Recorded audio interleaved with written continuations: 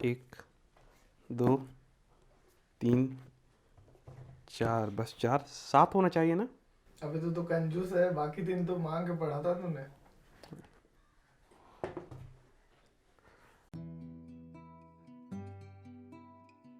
Welcome back everyone. आज हम जिन books के बारे में बात करने वाले हैं उनके ऑथर ने बहुत सारी किताबें लिखी थी। बात करने वाले हैं हम अगाथा क्रिस्टी के बारे में, जिनको क्वीन ऑफ क्राइम भी बोला जाता है। मैंने ज़्यादा किताबें नहीं पढ़ी है, लेकिन जो भी पढ़ी है ना मेरे को बहुत अच्छी लगी। मैंने पहले सोचा था कि मैं बुक रिव्यू करूँगा, लेकिन बाद में ये ध्यान में आया कि मैं अभी तक इतना नहीं पढ़ा कि मैं अगाथा क्रिस्टी के बुक्स को रिव्यू कर सकूँ। तो मैं वो किताब वो में जो मेरे को अच्छा लगा था वही चीज़ों के बारे में आपको बताऊँगा। अगाथा क्रिस्टी के बुक्स में ना एक कैरेक्टर्स को जिस वे से डिफ़ाइन किया गया होता है वो मेरे को बड़ा ही अच्छा लगता है। जिस तरीके से वो कैरेक्टर्स उसमें रहते हैं, अपना काम करते हैं, जैसे मर्डर को सॉल्व करते हैं, उनके जो कैरेक्टर्स जैसे अर्क्यूल पोयरो, मिसेस मार्पल। वैसे मिसेस मार्पल के बुक्स मैंने अभी तक नहीं पढ़े हैं, मोस्टली अर्क्यूल पोयरो के पढ़े हैं, लेकिन वो कैरेक्टर्स इमॉर्टल हैं। उनका जो ह्यूमन का अंडरस्टैंडिंग है ना, जिस डेप्थ में वो हर कैरेक्टर को देखते हैं, हर चीज़ को डिफ़ाइन किया गया होता है, वो कुछ अलग ही लेवल का है। हर ऑथर इतना स्मूथली स्टोरीज नहीं लिख सकता। जिस जिस स्मूथनेस के साथ स्टोरी फ्लो होता है, जो एनवायरनमेंट बनता है, जो वार्मथ एनवायरनमेंट उसमें बनता है, जैसे कि आप क्रिस्टी का कोई भी बुक उठा के पढ़ लो, आपको लगेगा कि विंटर में आप आग के सामने बैठ के गर्मी के साथ सोफे बैठ के पढ़ रहे हो। ऐसा वार्मथ आता है, और इस वार्मथ में मर्डर किया गया होता है, सोचिए।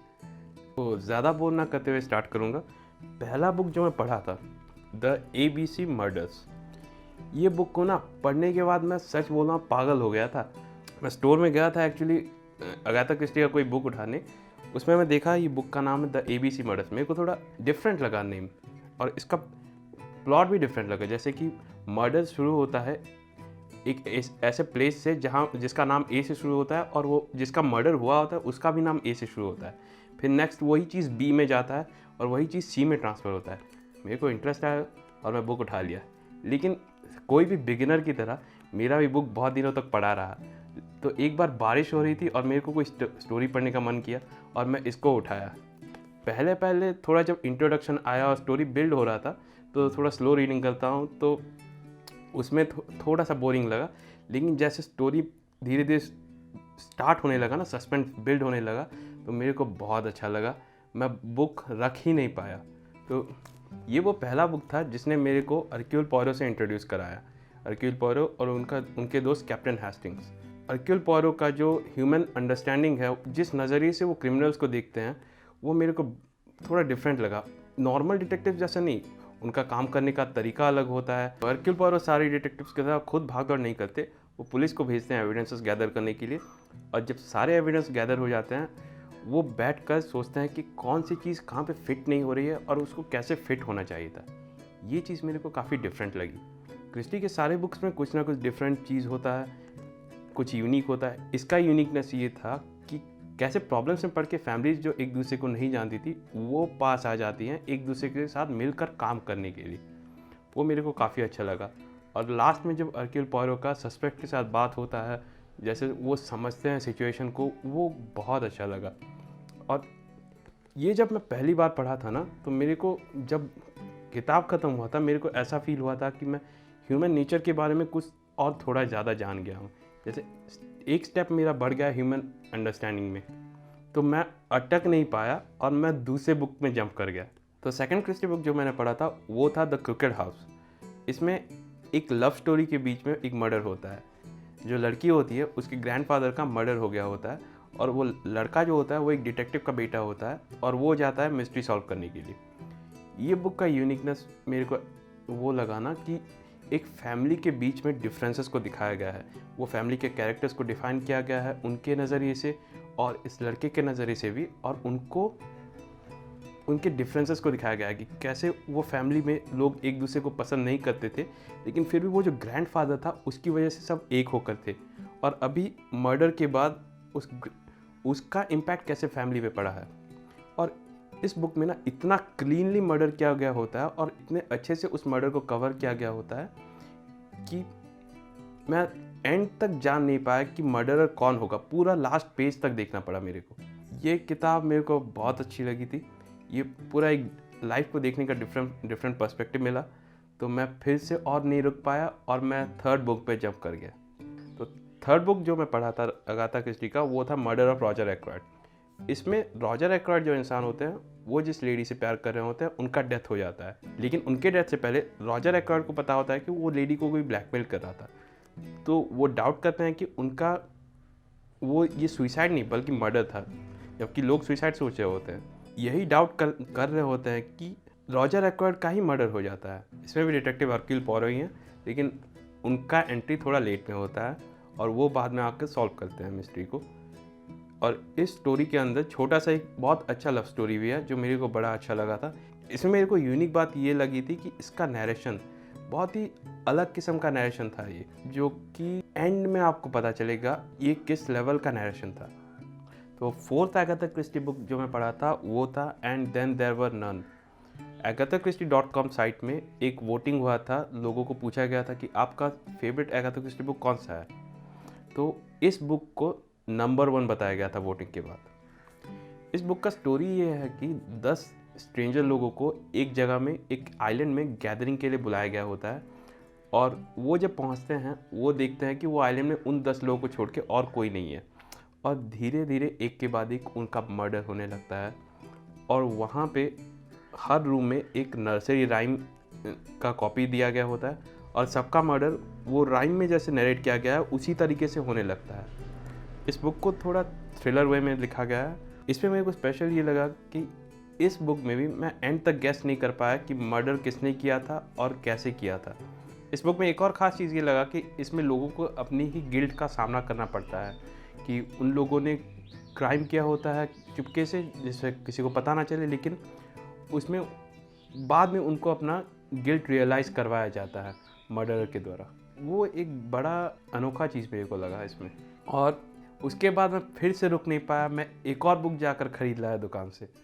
उस 5th बुक का नाम है the murder on the links. Links का मतलब गोल्फ कोर्स, मर्डर हुआ होता है गोल्फ कोर्स पे। इस बुक में भी डिटेक्टिव हरक्यूल पोयरो होते हैं। इसमें स्टोरी ये होता है कि हरक्यूल पोयरो को एक लेटर रिसीव होता है जिसमें आदमी ने बोला होता है कि उनका मर्डर होने वाला है और वो आके उनको बचा ले। लेकिन जब तक हरक्यूल पोयरो वहाँ पे पहुँचते हैं वो आदमी का मर्डर हो चुका होता है और वो जब मिस्ट्री सॉल्व करने का ट्राई कर रहे होते हैं उनको दूसरा वैसे ही लास्ट मिलता है, वैसे ही सेम कपड़े पहने हुए, सेम हाइट का। तो अब ये थोड़ा प्रॉब्लमेटिक सिचुएशन हो जाता है। ये बुक में स्पेशलिटी मेरे को ये लगा कि इसमें बहुत सारे कोइंसिडेंसेस होते हैं, बहुत सारे लोगों का स्टोरी बाद में एक साथ मिक्स होता है और ऐसा लगता है जैसे कोइंसिडेंसेस में एक बहुत ही बढ़िया स्टोरी बनाया गया है। और एक छोटा सा लव स्टोरी भी होता है जो कि मेरे को काफ़ी अच्छा लगा था। और एंड में भी एक अलग सा ट्विस्ट आता है जिससे हमको अगाथा क्रिस्टी के ह्यूमन नेचर के अंडरस्टैंडिंग का पता चलता है, किस डेप्थ में उनकी अंडरस्टैंडिंग थी ह्यूमन नेचर के बारे में। तो नेक्स्ट 2 बुक जो हैं वो मैं अपने रूममेट से मांग के पढ़ा था, यहाँ पे मैं उसको भी थैंक्स बोलना चाहूँगा। जो 6th बुक में पढ़ा था उसका नाम है ईविल अंडर द सन।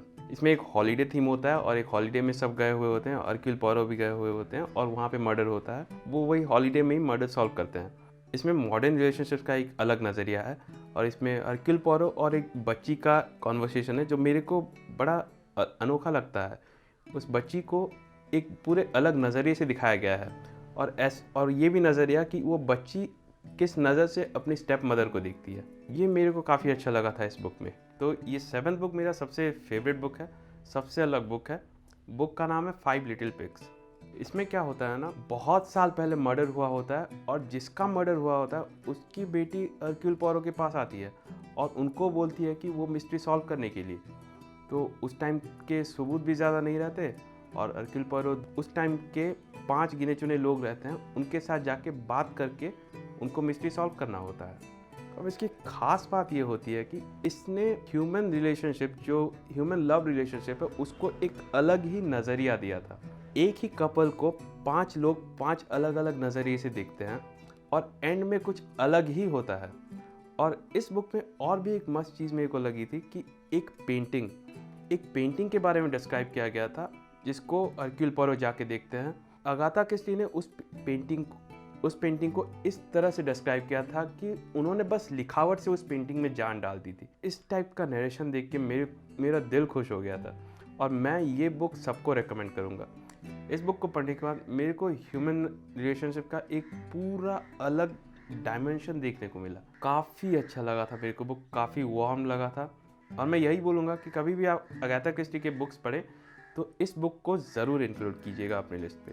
तो अगाथा क्रिस्टी के बहुत सारे बुक्स का स्क्रीन एडेप्टेशंस भी हुआ है।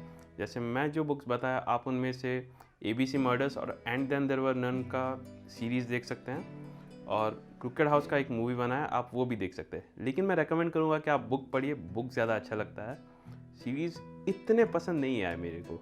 अब अगाथा क्रिस्टी के बुक्स जो होते हैं ना, उनके कैरेक्टर्स, उनके नरेशन, उनका डेप्थ, और जितना इजी वे में इतना डीपली लिखा होता है ना, वो हमको कहानी कहने का एक अलग ही नज़रिया दिखाते हैं। जैसे मेरी एक दोस्त मेरे को एक बार बोली थी कि Agatha Christie is a gift to the universe, and it is real, because उनके स्टोरीज हमको एक अलग ही दुनिया में ले जाते हैं। इतने इजी भाषा में ऐसे नरेशन देना ये सब नहीं कर सकते। इसीलिए मैं रेकमेंड करता हूँ कि आप लाइफ में कम से कम एक बार अगाथा क्रिस्टी का कोई बुक पढ़ के देखिए। वीडियो अच्छा लगे तो आप लाइक कर सकते हैं, और मेरा काम पसंद आए तो चैनल को सब्सक्राइब भी कर सकते हैं। किसी बुक का रिव्यू चाहिए तो आप कमेंट में लिख सकते हैं। Okay, so that's all for today. Thanks for watching. इस बुक में हर ऑथर ऐसे कोई कैरेक्टर कहाँ हर लेकिन वो कैरेक्टर्स इम्पॉर्ट, लेकिन वो तो मैं बस जो मेरे को पसंद है वही मतलब मतलब तो, तो मेरे को जो पसंद है, मतलब मेरे को जो वो बुक, हरक्यूल पोयरोट खुद सारे डिटेक्टिव्स के साथ भाग बुक, वो पॉज कर, वो केनु जैसे मैं ज़्यादा बोर करते हुए